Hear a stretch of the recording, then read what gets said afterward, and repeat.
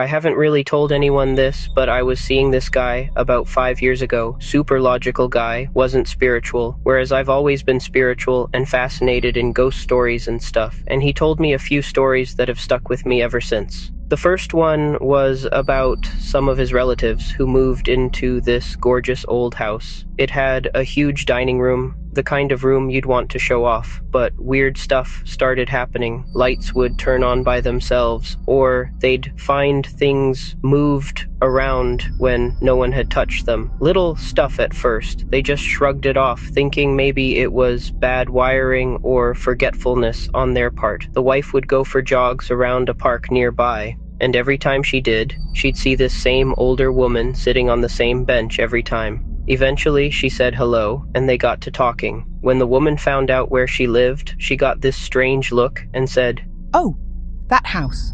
A lovely family used to live there. The grandfather took his life, right on the dining room table."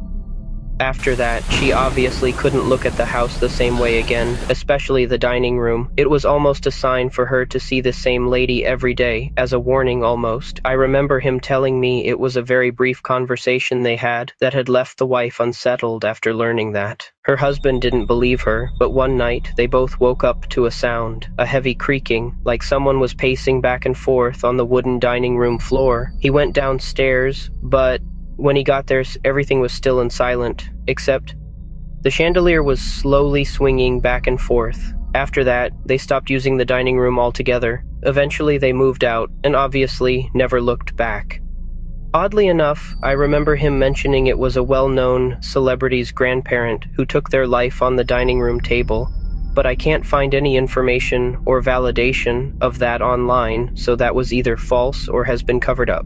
Then he told me another story, this one about the house he grew up in. It was an old family farmhouse that had been in his family for generations. And back in the 1930s, his great uncle was just a little kid, playing outside with his brothers. Their ball rolled into the road and he ran after it. His dad, who was working nearby, saw what was about to happen and ran to stop him, but it was too late. The boy got hit by a truck right in front of his dad and brothers, which is so tragic and devastating. But ever since then, every Christmas, there's this old photo of the boy they keep on the mantle, and every single year, without fail, it falls. No one touches it.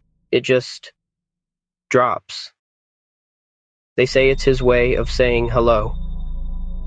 And honestly, even thinking or hearing it secondhand still gives me chills.